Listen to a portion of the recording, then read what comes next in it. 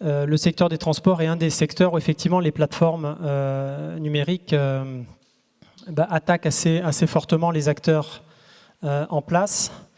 Donc il y a par exemple Didi là, qui a été acheté par Apple récemment, et puis Waze, Google qui arrive avec RideWith aux États-Unis, et puis en plein milieu Sidewalk Lab, le nouveau laboratoire urbain de Google, qui aussi investit ce champ de la mobilité et même des services urbains aux collectivités. Donc Google comme nouvel opérateur de services urbains. Et puis tout en haut, Uber et puis un autre acteur qui finalement a intérêt à vous déposséder de votre voiture. Et donc des acteurs commencent à émerger où la dépossession devient leur objectif. Donc ils concurrencent bien sûr les constructeurs automobiles. Alors le dispositif que je voulais vous décrire ce soir, qui s'appelle la Fabrique des mobilités, est un dispositif dont l'objectif est d'amener les acteurs de l'écosystème des transports, un petit peu tous les acteurs nationaux et puis européens, à innover différemment. Et donc l'objectif de ma présentation est de voir comment l'économie collaborative peut être utilisée, ou ses principes, en matière d'open innovation dans un écosystème industriel qui est plutôt basé historiquement sur le brevet et la protection et la fermeture. Et donc on va s'intéresser au commun de cet écosystème, donc au patrimoine matériel et immatériel. Alors c'est un pari parce que c'est vraiment pas sûr que ça fonctionne. En tous les cas, on y croit et on commence à le faire depuis maintenant quelques mois. L'objectif de la fabrique, c'est de mettre en œuvre une vision assez radicale et d'amener ces acteurs à innover beaucoup plus vite, puisque leur principal concurrent, c'est évidemment ces plateformes-là, mais c'est d'abord le temps. Et notre pari, c'est de les amener à mutualiser des ressources ouvertes dans différents domaines, des champs de la connaissance, des données, donc l'open data, on verra aussi des logiciels et même du matériel. Et si il y avait des véhicules open source, quel intérêt pour des acteurs industriels de s'engager dans des véhicules open source? Alors pour faire ça, on a mis en œuvre un dispositif le plus ouvert possible, qui est une plateforme, une infrastructure, en même temps un incubateur. Et on a rassemblé un peu toutes les parties prenantes. Donc on a aujourd'hui plus de 30 acteurs industriels, des clusters, pôles de compétitivité, ou incubateurs, des écoles et des laboratoires publics, des startups également qu'on accompagne, et puis on a tout un réseau de startups aussi qui nous suivent. On a des territoires, dont le territoire ici de la CASA, des Alpes-Maritimes, de Nice, de Lyon, le Grand Lyon, la ville de Paris et la région Île-de-France. Ces territoires en fait vont raccourcir le temps que met un entrepreneur à expérimenter une innovation. C'est un des intérêts d'avoir regroupé tous ces acteurs. Donc c'est un réseau de plus de 400 contacts et on a mis en œuvre donc une infrastructure numérique pour pouvoir travailler ensemble. Et on a commencé à identifier les communs de cet écosystème, c'est-à-dire les ressources qui sont accessibles, ouvertes et documentées, et qui permettent en fait à un entrepreneur de ne pas avoir à réinventer à chaque fois des solutions, mais à utiliser ce qui existe. Et puis on a commencé à ouvrir des communautés dans différents champs, que ce soit dans des champs techniques comme la voiture connectée, ou dans des services de mobilité comme par exemple le covoiturage, pour identifier dans chaque communauté les communs qui peuvent être réalisés, permettant de mutualiser des développements entre les différents acteurs. Et le point important, c'est que ces communs sont des ressources en fait, dont tous les acteurs ont besoin, mais elles ne sont pas différenciantes sur le marché. Elles ne sont pas compétitives, mais elles sont nécessaires. Et donc, ils ont tous intérêt à les mutualiser et nous, à les amener, à les ouvrir au maximum et même à financer ou cofinancer ensemble par des outils comme a présenté Mariam, par exemple CoBudget, ces ressources à partir du moment où elles sont mutualisées et ouvertes. Donc ça, c'est les projets qu'on accompagne. Il y en a certains que vous reconnaissez qui sont du coin, comme Things, là, qui est dans la salle, Instant System également.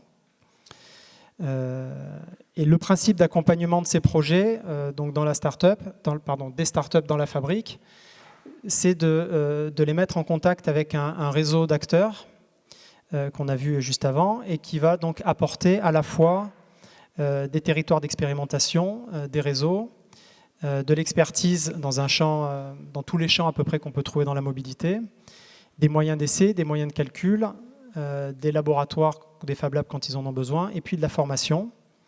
Et puis également, en haut du graphique, d'accéder aux communs de la fabrique.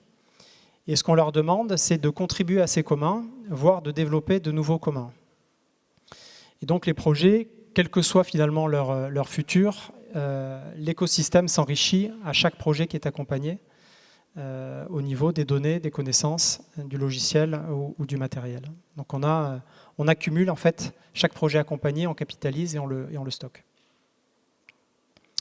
Donc on a 4 dynamiques finalement qui sont mises en œuvre. Premièrement, les startups bénéficient de cet écosystème, de ces ressources. En effet miroir, en fait, on va accompagner les acteurs industriels historiques dans leur transformation. On crée des communs et des plateformes ouvertes et on fait émerger des communautés d'intérêt pour mutualiser des développements. Alors là, j'ai rappelé ici le point spécifique des communs, hein, ce qui est bien décrit par Michel Bowens, comme vous l'avez vu avant. Le commun donc, se définit par 3 choses. C'est une ressource partagée, c'est une communauté d'usagers qui va l'entretenir et la développer, et ce sont des règles de gouvernance définies par cette communauté. Donc, ça peut aller de l'ouverture totale à la fermeture. Dans tous les cas, ils ont défini des règles pour gérer ce commun. Et ça se situe entre des acteurs publics et des acteurs privés. C'est ni l'un ni l'autre. En tous les cas, moi, à l'ADEME, on est côté acteur public. On est là donc pour apporter une notion de tiers de confiance et de neutralité, pour soutenir ces communs et favoriser au maximum leur ouverture. Et puis des acteurs privés qui sont là pour y contribuer et les utiliser comme de nouvelles façons finalement d'investir de nouveaux champs en mutualisant des développements.